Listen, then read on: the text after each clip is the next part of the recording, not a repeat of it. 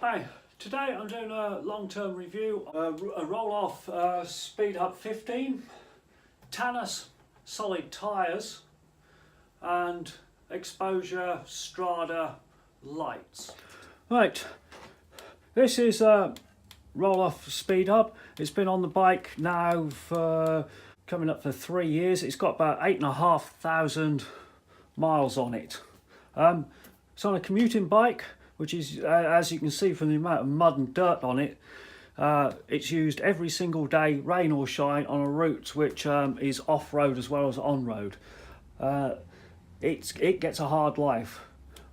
I put the Rolhof on because of issues with the Alpine, its sealing, and on the Alpine I had Di2 gear changing on it. To be honest, over the years I've not noticed any difference in the performance of the Rolhof. It's just reliable, it keeps on going.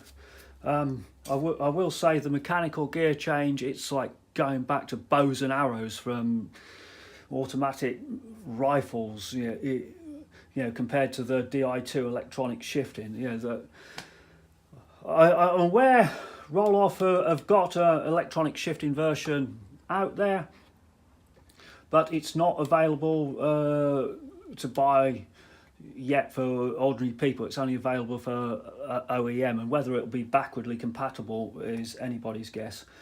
The Rolhof, the only maintenance it gets is a oil change every year. The first time I did an oil change, it was after about 500-600 miles, and yeah, it was grim. Yeah, there were lots of little bits of metal, I suppose, in there.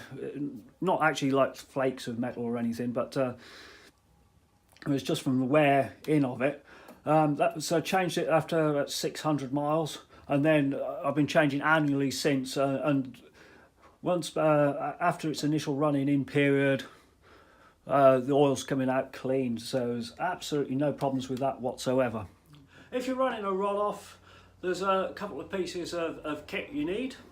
The first off is a syringe, and basically it's a little adapter which goes onto the end of your syringe. And there's a drain plug in the hub. You just take that out. It's just an Allen key. I'm looking at that. I'm guessing it's about a 3mm Allen key. Screw the drain plug in and have the drain plug vertical, and basically use the syringe to draw a vacuum and use that to pull the oil out. You need to pre-plan that in advance. Obviously oil gets thinner the warmer it is, so don't do it on a cold day. Do it in the summer, or on a hot day when the oil's thinner, it will come out easier. The other thing, you need to turn it, the wheel, you need to have the bike in some sort of stand or something or other, and leave it with the drain plug at the bottom for about half an hour for the oil to actually settle it in the bottom. So that's a little bit of pre-planning that you need. The other thing you need is an adapter for getting the chain rings off the bike. You can screw them on by hand, but getting them off, you need a special tool. There's no way you're going to get those chain rings off without this tool. And that's the only kit you need to the maintenance on the Rolhof. A bit of kit that I found actually really useful is a chain tensioner. This bike's got horizontal dropouts, but pulling the back wheel back each time to every couple of weeks to tension the chain, one, it can be a little bit of a chore, and two, you have to adjust the brake caliper as well. Obviously, as that wheel goes back, if you don't move the brake caliper with it, you'll find that the brake just keeps engaging just on the outer bit of the brake, and you get less and less braking capability unless you move the caliper with the wheel. But this tensioner is just on 2 bolts. You just slacken those up, tension the chain, job done. I don't have to move the wheel back. It just rotate, take up the slack on the tensioner. Quite cheap, makes your life a lot easier. So get some sort of tensioner on the bike is my advice for you. Chains, I've seen people on previous posts going on about, why don't you clean your bike? You know, you should be ashamed of yourself. You need to clean your bike. Well, I'll pull up some data in a minute and says why you're wasting your time cleaning it. With the Rolhof, I'm getting, it's basically fixed. I'm getting about 4,000 miles out of each chain. Although the sprocket on the Rohloffs is reversible, I never bother reversing it. I just keep it on, don't bother reversing it until it's completely and utterly worn down. And then I replace the chain and the sprockets. There's no real advantage in reversing it. It doesn't. It's not like a derailleur. You're not losing shifting ability or anything like that. So don't bother with reversing the sprockets. Just run it until it's had it. So, what does cleaning and maintenance have on the life of your chain? So on an older bike which had a derailleur, I ran experiment over about 4.5 years, 16,000 miles of riding. So the bike, same bike, it was the same chains and sprockets, same brand, same type of chains, and the same commute to work every single day, rain or shine. It's actually the same commute as on this bike, so there's a bit of off-road and a bit of on-road every day, regardless of the weather. So for the first about 8,000 miles or so, every week I'd take the chain off the bike, go into a bath of degreaser, thoroughly cleaned, let it dry, and then it would go into an oil bath, and it was cold, the oil's thick and gloopy, and then that would go on the cooker to raise the temperature of the oil. And I'm not talking getting the oil boiling, it's not frying chips temperature, it's just hot enough that the oil goes thin. It was about 80 degrees C, whereas when you're cooking chips it's about 180. And then you take the chain out of the oil bath, hang it up, let it drip dry, and as it cools, I'm now left with thick, gloopy oil inside the rollers of the chain, which is exactly where you want it to be to lubricate the chain. Oil on the outside of the chain doesn't do any good at all. It's not where you need it in the rollers. And so that was every week, once a week, about every 100 miles or so, chain would come off into the thorough clean and degrease oil bath back on the bike. And you know, to be honest, that's a lot of maintenance. So, what did it do for the life of the chain? So I regarded the chain life as when it actually started slipping on the cogs on the derailleurs. And when it started spinning on the cogs, I then replaced the chain. For sure, before it got to that stage, got it really crappy, but it's a commuting bike. I can live with that. I'm not in a race. You know, there's no points for getting into work a couple of milliseconds faster with better shifting. So, what was the chain life then? So, this is what it was. First chain lasted 2,025 miles, the next one 1,660, then 1,549 miles, and the fourth chain that I used this maintenance regime on was 1,995 miles. So that gave an average chain life of 1,784 miles. Right. After a couple of years of doing that, we went to maintenance regime number 2. Maintenance regime number 2 is like this: never change clean the chain, never take it off the bike, just about once a week, quick squirt with good old WD-40, and that's all the maintenance it had. Never ever cleaned. I say never ever cleaned.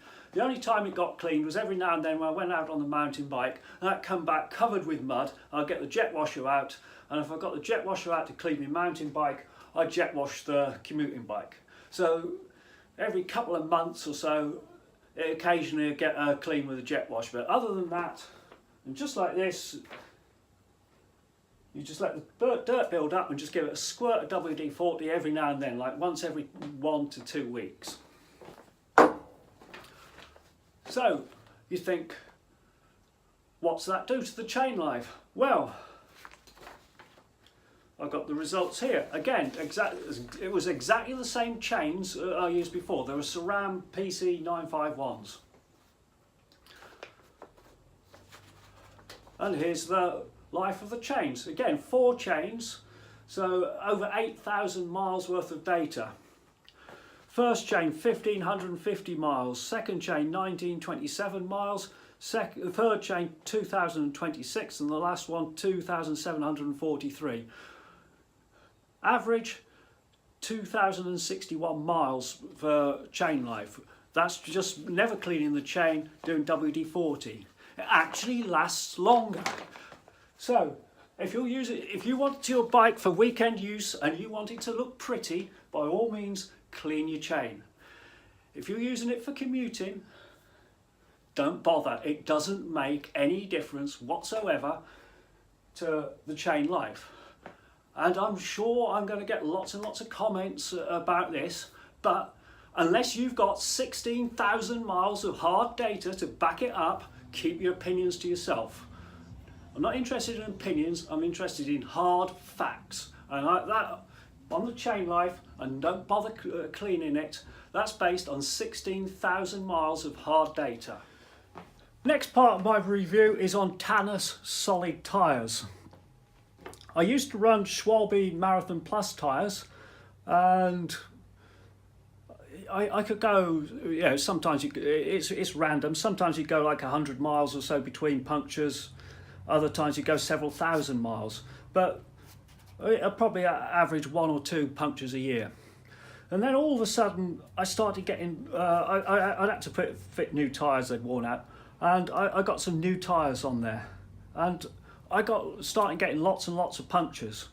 And I'm totally convinced Schwalbe have changed the makeup of the Marathon Plus tyres, because I was getting way more punctures than I used to get. So for the last year I've been running on Tanus solid tyres. So this tyre has got, it's just over a year's use now, and it's got probably like 3,500–4,000 miles on it now.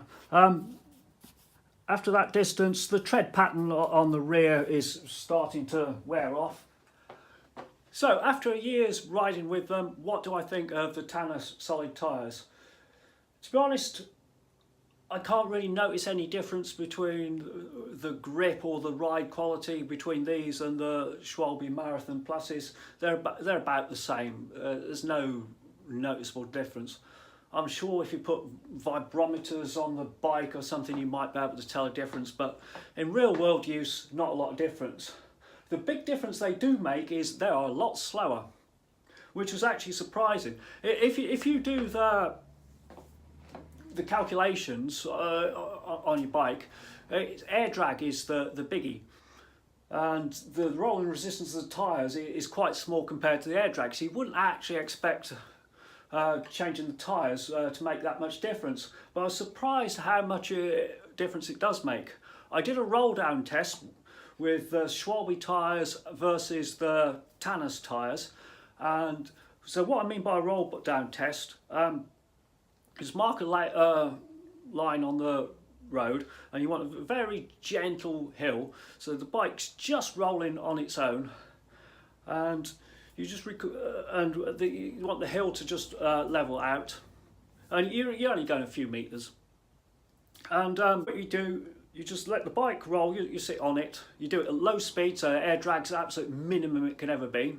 You back off the brake, so there's no brake drag or anything like that.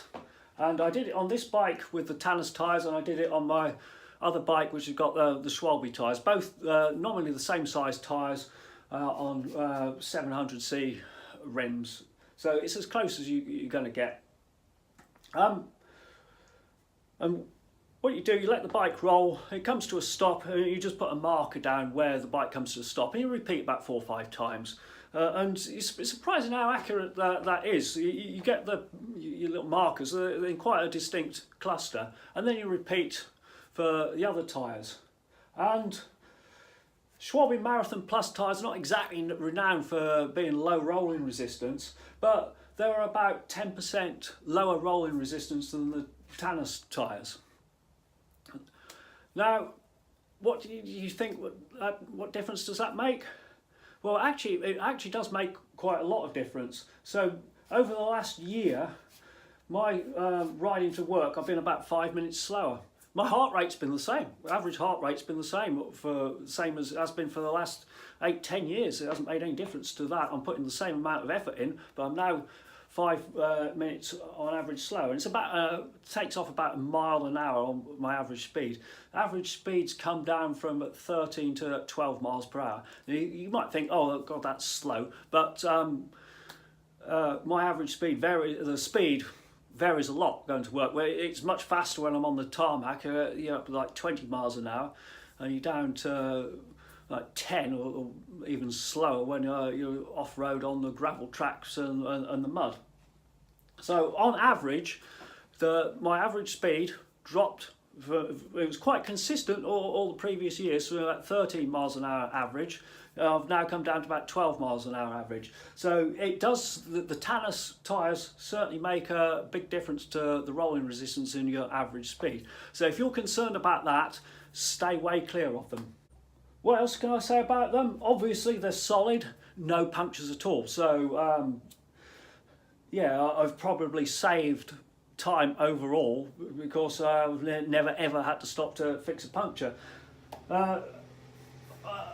This rear's got 4,000 miles on it now. It's just over a year old. I suspect I'll get another year out of that. I'm sure after a year it's going to be bald. But one other thing I'd say about the Tanus tyres, for fitting it, there's plenty of videos on YouTube show you how to fit them. Just follow the YouTube video, you'll get the tyres fitted. It'll take you about half an hour to an hour per tyre. The second one will go on a lot faster than the first one did. Everything you need comes with the tyre to fit it. I would say though, go for the narrowest tyre that'll fit in your rim. It'll make your life easier. If you go for the tyres come in different widths, and it tells you, depending on the width of the rim, you've got a range of widths of tyres that will fit it. Go for the narrowest tyre that will actually fit that rim that you've got. You'll find it easier to get on. If the wider the tyre is in relation to the width of the rim, the harder it is to fit. But overall, fitting it, it takes about half an hour to an hour. You can fit them no problem. Final part of this review is on exposure lights. This is Exposure Strada. This one's, oh God, it's got to be about 3 years old. This is a Strada 600, and I've had this, I bought it in August. The reason I had to replace it, after about 2.5 years after it's gone out of warranty, one of the LEDs on this has died. So it's still useful for flashing, but for illuminating where you're going, it's not really good enough for that anymore. So I just have this one on the bike for flashing. You know, I've got to do something with it. You know, it's still half of it works, so just use it for the flashing, and then use another one, the replacement one, to actually illuminate where you're going. I am not impressed with these. So this lasted 2.5 years before one LED died. This one's lasted about a month. I've got to send it back. Sorry, about 2 months. So last week, all of a sudden the battery life, it went from, it just about last me a week to it was lasting me 2 days. Then yesterday I was riding home, and if you switch it on low power, one of the LEDs is now gone and the other one is flickering. So These are really expensive bits of kit. I'm not impressed with them at all. So yeah, I would not recommend getting the exposure lights. The reliability on them is really bad, and this one is going. Okay, I hope you found the video useful. Thanks for watching it. Take care. Goodbye.